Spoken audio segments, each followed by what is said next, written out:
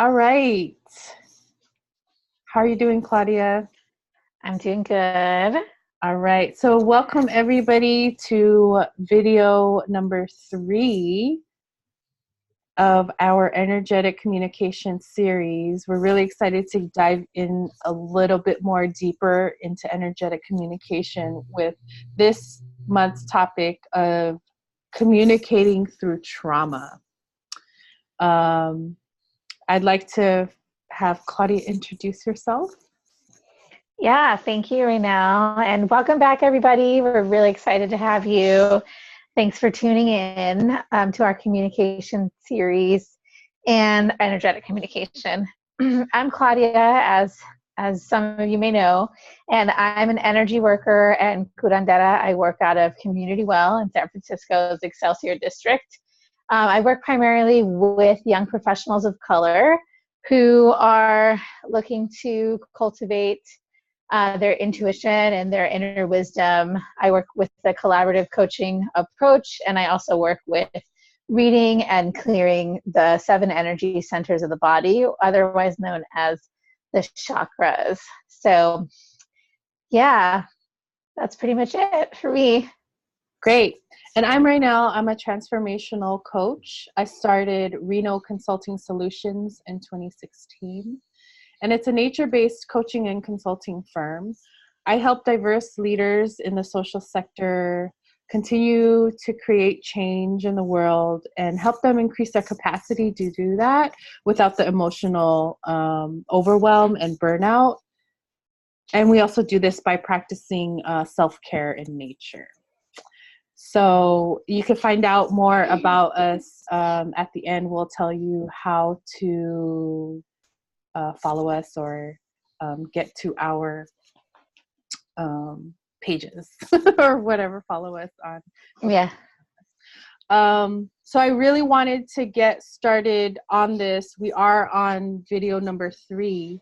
So just to recap where we're at in the video series, we really started video 1 with intuition, really talking about how that gets quieted and what happens when we awaken that. And really that being the intuitive tool, being that way of us communicating to ourselves, so self-talk.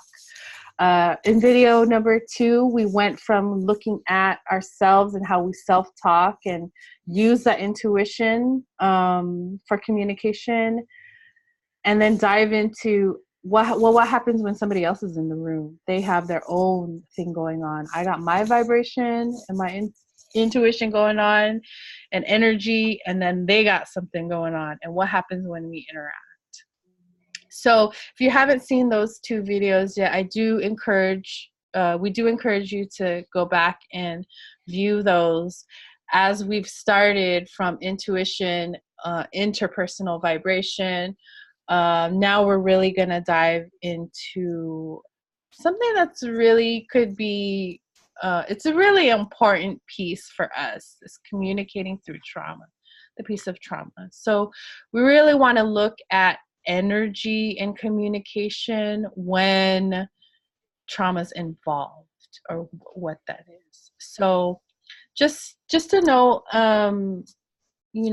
trauma is a huge body of work. It's a huge topic.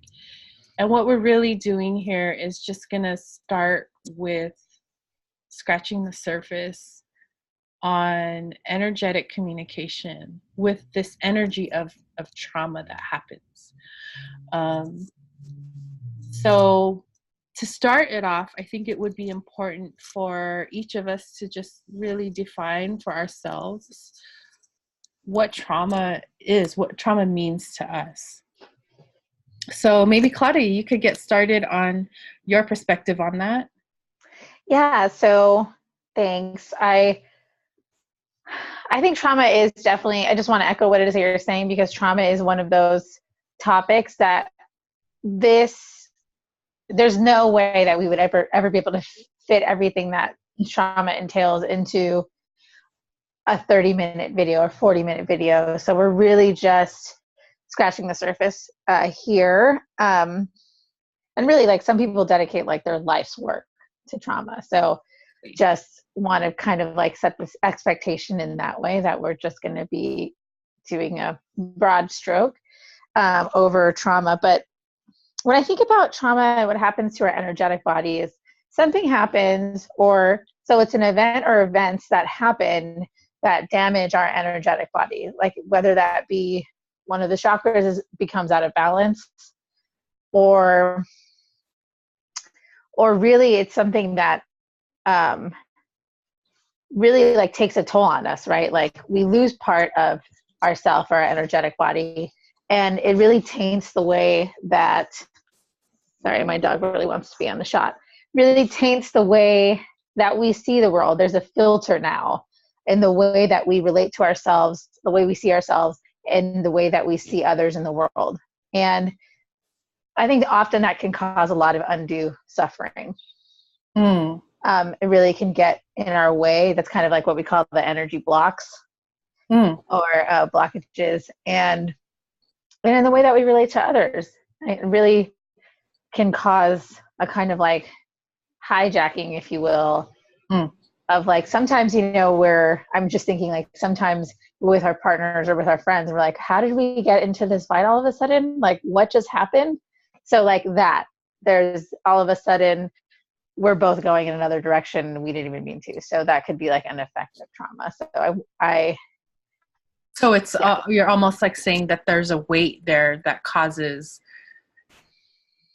the degree of that interaction to be traumatic versus just like kind of like a misunderstanding or something.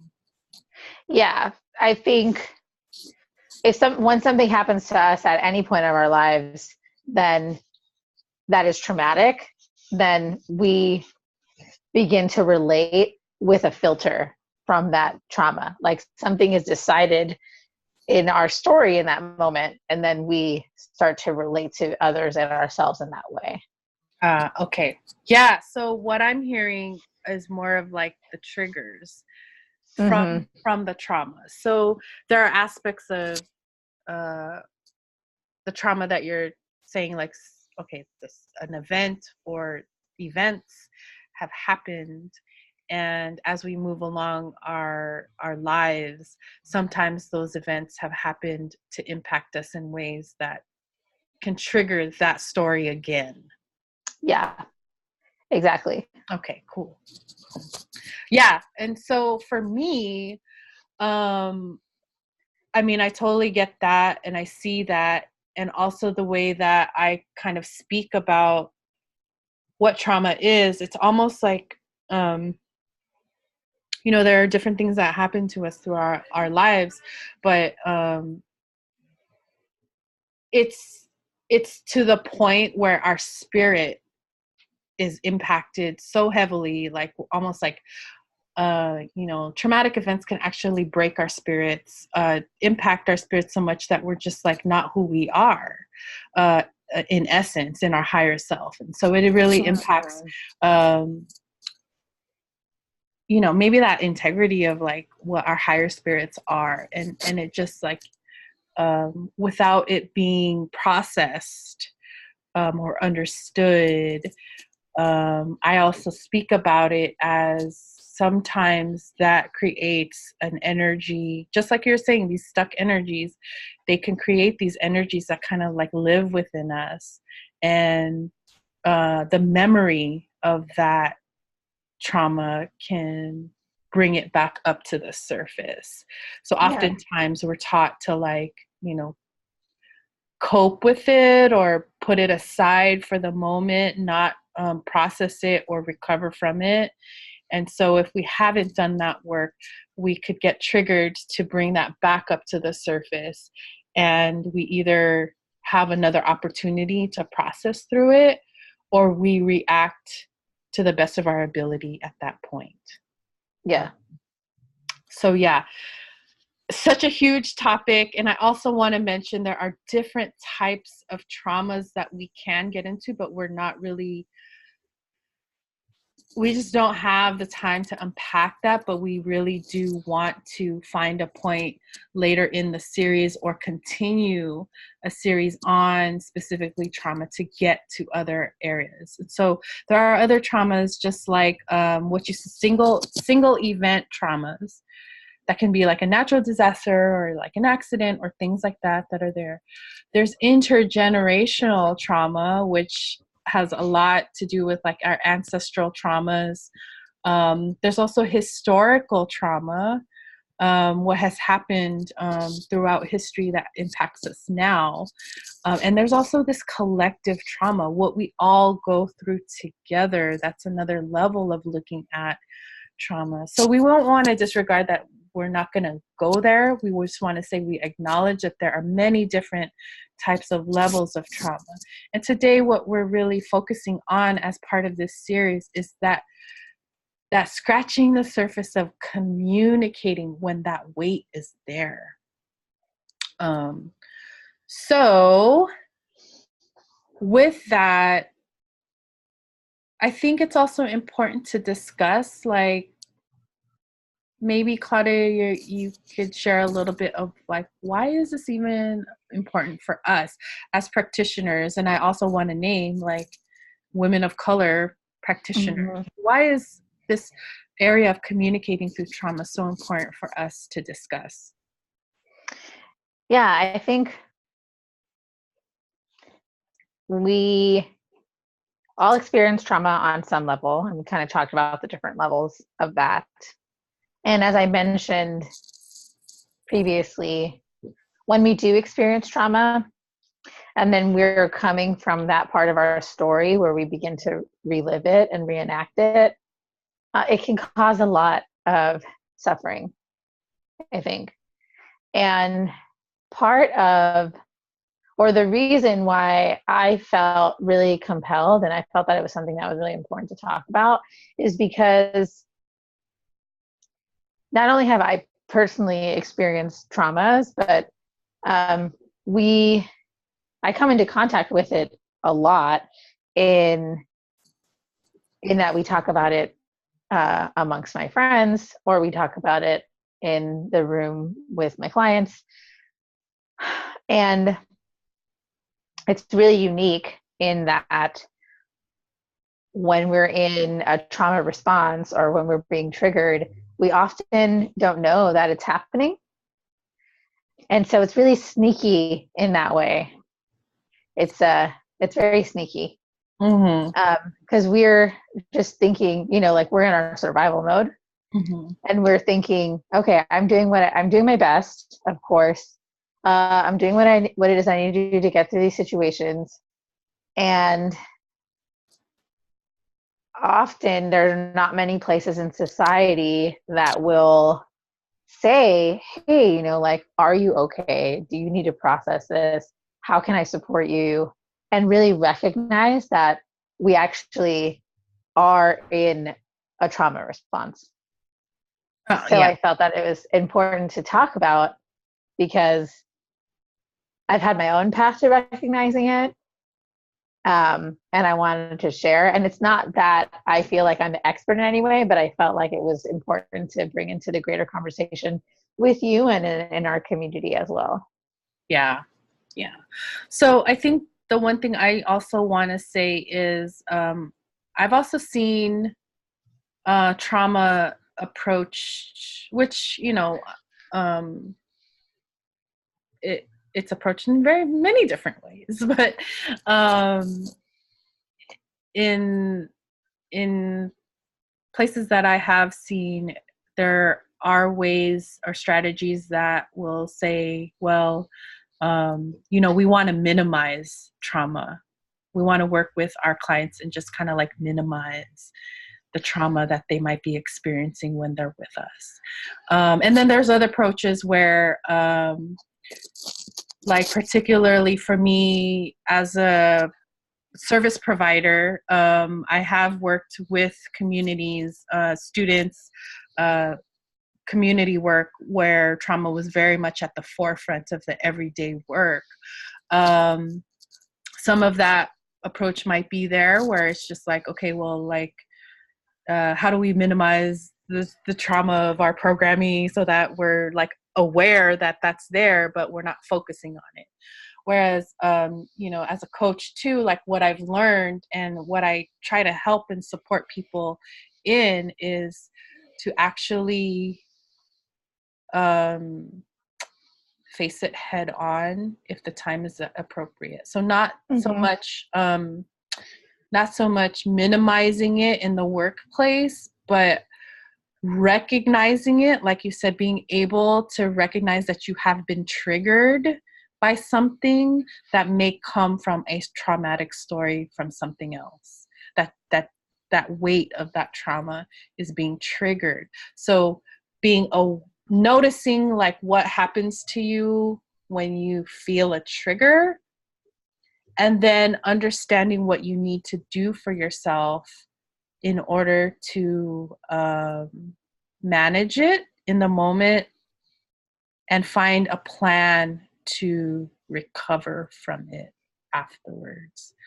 So I think the thing that I wanted to mention as far as like why it's important for us to talk about is that it's just so prevalent, especially nowadays in our society, that trauma is such a normalized language now.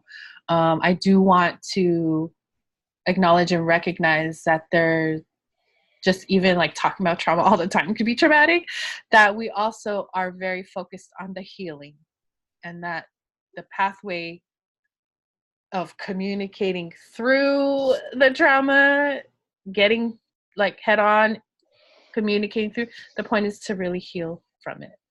And so I just also wanted to mention that, you know, our dialogues here, our conversations are really important to hit the aspects that are really prevalent in our communities, and to understand that we have each other, we have a lot of resources amongst ourselves and ideas and perspectives that I think we're really, the point of us really having conversation about it is to bring it to the surface as well, the dialogue of it.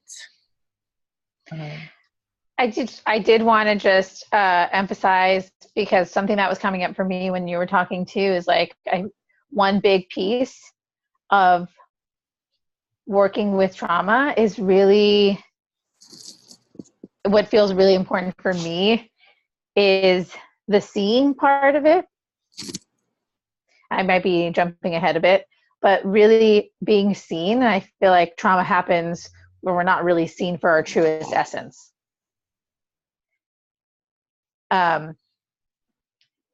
Whether that be like in dialogue or in action, like something happens where we're totally invalidated and we're not really seen. And so part of the healing, I think, starts to happen when we're able to really see our experiences and able to be seen in our experiences, like as be witness in that. And be told like what happened and your experience is your experience, and that's a valid experience. So I might be jumping ahead a bit, but so when but it just felt really important to name just there. Say that last piece again. Oh, that just felt really important to name. Yeah, so the aspect of being seen. Right. Being seen as being impacted by a trauma is important. Yeah. Yeah. Yeah. It kind of reminds me of, you know, when we also talk about grief, or grief work. Grief is an emotion that we all have, and it, you know, it happens not just when a person passes. It's like grief is really that stage of like something was this way and now is not. So a change from one state to another. The grieving comes in that area of change and accepting that change or processing through that that change.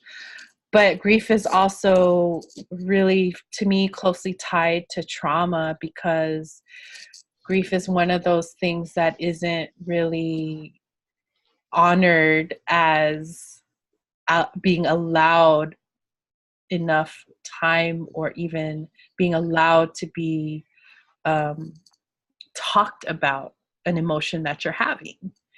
And so trauma too is like, you know, if you've been traumatized, again, you're going to get re-traumatized if you've been silenced by sharing that you've been traumatized. So I hear what you're saying about, like, you know, there's that compounding effect of being traumatized, but not really being seen for being traumatized. Yeah. Mm-hmm.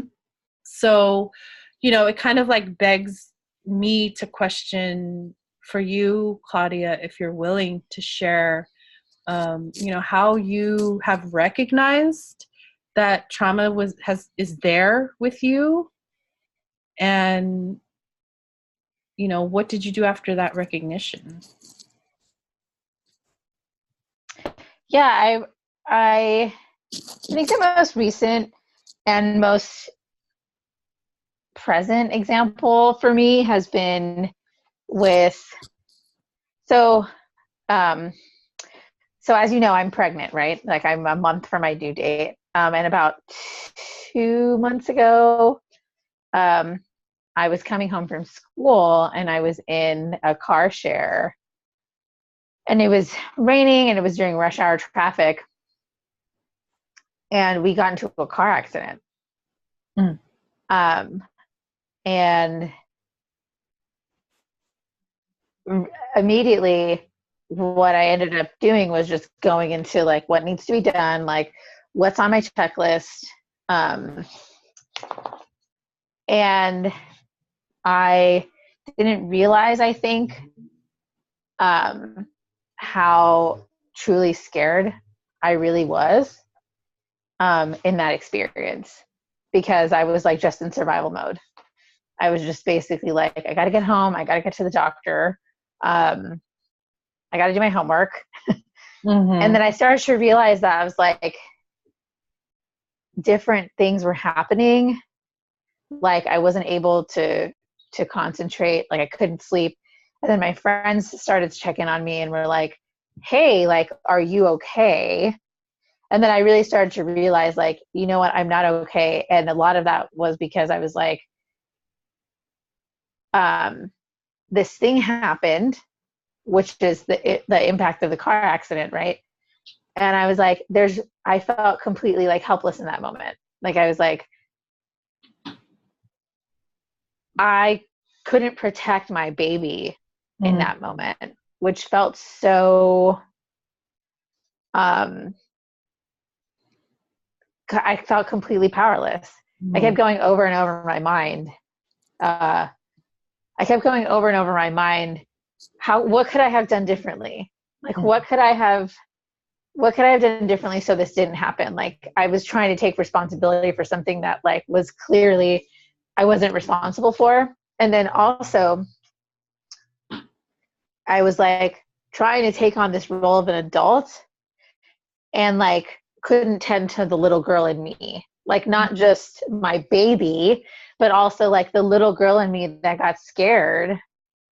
And I really like felt like with my energetic body, like it just kind of like, it's what kind of like what we call soul loss, right? Like, or sorry, like susto, which is like my spirit basically like jumped out of my body and was like left out there on the roadside because of like, I got scared. So, and that's and everything that was happening between now and then was like a trauma response. Like, I was walking out in the world and I was like feeling like I couldn't cross the street. Like, I wasn't safe anywhere. Oh. So yeah. I would say it was like pretty difficult to like work through that until, I mean, I could go on, but like, I wasn't even like recognizing what was happening. Like, I was like so on high alert. I was like walking through the world in survival mode, trying to just go about my life. And it was super weird because it's like intellectually, I'm like, something's not right. I don't know. I couldn't recognize it. Even in like even though I feel like I'm pretty self-aware, I was like, I just feel scared all the time and I'm Mm. stressed out. I'm like, I really don't know why I'm on edge. I really just could not see it until somebody was like, I think you should like, I think you should see somebody. I think you should see a healer. Get some support. Yeah. Yeah, get some Yeah. support. Yeah. So I will say it wasn't until like I was able to have that experience with a healer where she held me and like allowed me to cry and said that like it's okay, it's you're scared, like it's all right, and really like called the little girl back into my adult body and say like, okay, yeah, it's over now, like it's okay. And she was like caressing my hair and like embracing me like a young girl, that I was able to really like be seen in that experience and like kind of like come back together and like Yeah. start to take care of myself and understand what was happening. Like I was able to integrate the experience back. Right.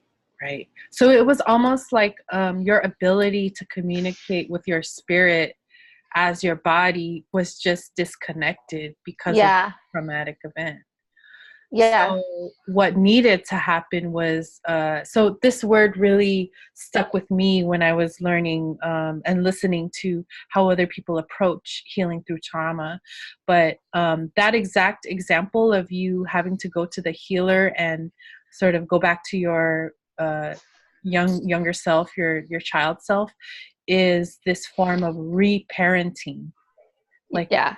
oftentimes when we have trauma in our lives, when it happens, part of the recovery process, the healing process, requires you to reparent yourself. And it sounds like that's what she actually did, was to go back to that little girl who was really, really scared Yeah. and speak to that sort of like lost emotion, or the tending that needed to happen with her to reintegrate into your full self again. Yeah. Wow. Yeah. That's so interesting. And this idea of reparenting, I think that always has just landed for me whenever I feel like that trauma piece is, that energy of trauma is there, with clients, with people I live with, Yeah. just all areas of this compromise to your spirit. It's almost like we need the pieces, especially the youthful pieces, the young child parts of us, to communicate with them, to help us and see them for Yeah. their reactions, and their validate that they're there and that you're still okay. Is interesting, because now it's just coming up as like, well, to communicate through trauma is also to communicate to the different parts of you. Yeah.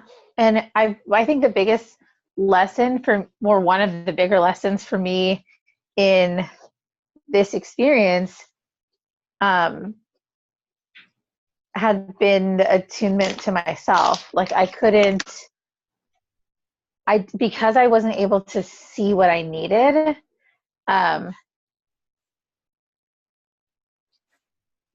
I was fortunate enough to have a community that supported me in getting the support that I needed, basically. Like people told me, you need to go see this person. You need to get a limpia. And Yeah. and they set it up for me. But really, is that when we're in a trauma response, you just don't see it. And so it was like the attunement to self, and then having somebody else attune to me too. Like having somebody else see me for that experience was huge. Yeah, Or to see me reflect. through the experience. Yeah, reflect it back. Mm-hmm.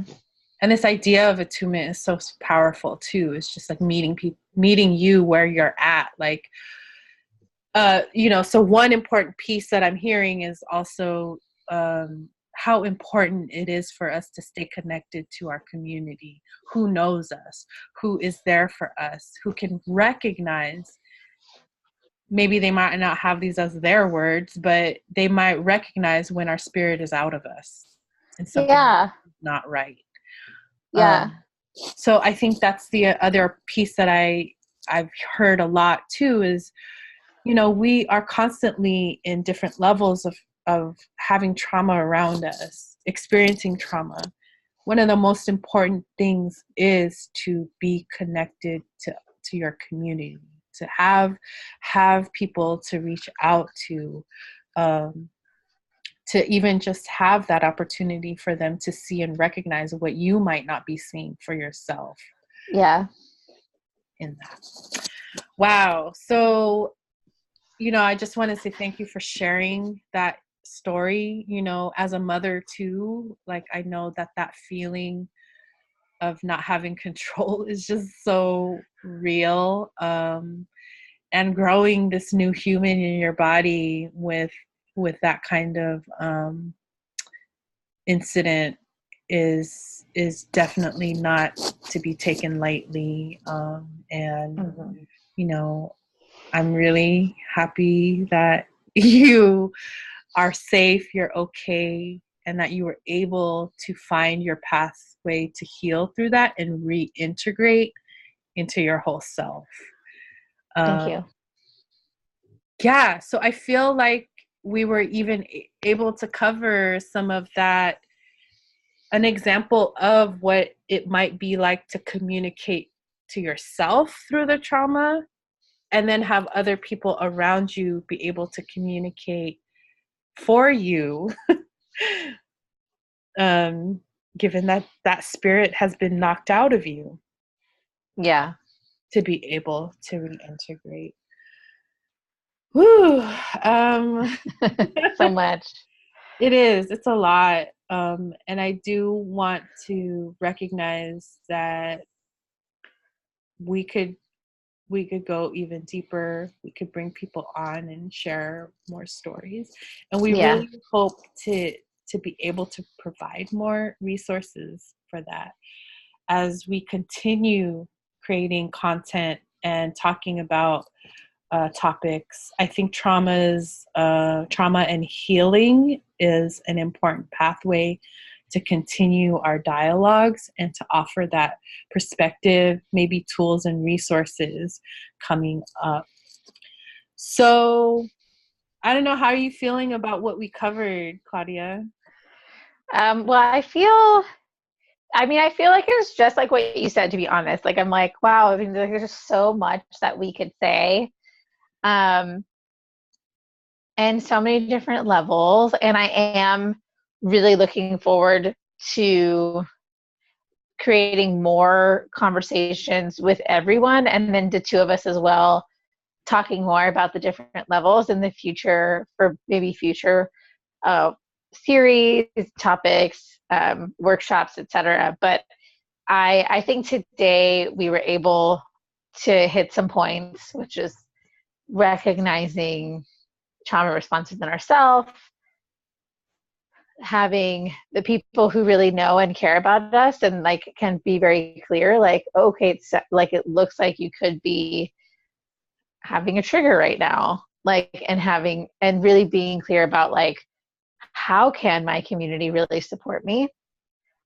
um that's where I think we start to learn how we speak through one of those like those experiences that can be really um like dislodging, like really just Mm-hmm. like murky, when we're in our trauma responses. Yeah. So Yeah, and the importance of really just having a plan of, um, you know, who can I go to in my community if there is a lot of trauma, and feeling safe to do that. yeah, I think it was like a really important piece for you to bring on that compounding trauma around, well, you know, it doesn't really help if we're not seen as yeah, having the experience in our and being in our truths. So there's so many other factors that like re-traumatize us, that yeah, leads to think about the things that you do recognize. You know that stories are there. You know that triggers if you start to pay attention and listen, going back to episode 1, maybe that intuition is like telling you, oh, this is a trigger that came from an event or a past story. What do we do now? Just that ability to recognize and say to yourself, when this happens, I need to work on doing this or recovering this way, or you know, putting myself in a safe space to process. So I would love to see us get more into some techniques for trauma recovery, just even understanding how to listen to whether a thing is a thing, like a thing is a trigger or what. Yeah. But for now, we're going to kind of like end our video 3 with all that we've talked about today and shared, and just let you know the last video of our series, video 4, we're going to culminate all of these topics into one and maybe prep us for even more learning after video number 4. So keep posted here. Any comments that you have about the content as we've been discussing, introducing, reiterating, any comments for this video, please add them to the post wherever they're posted, or onto the YouTube channel. That would be lovely. We would love to hear from you, especially because to keep the dialogue continued also lets us know what you want us to cover. Yeah. What should we be talking about? What are your needs?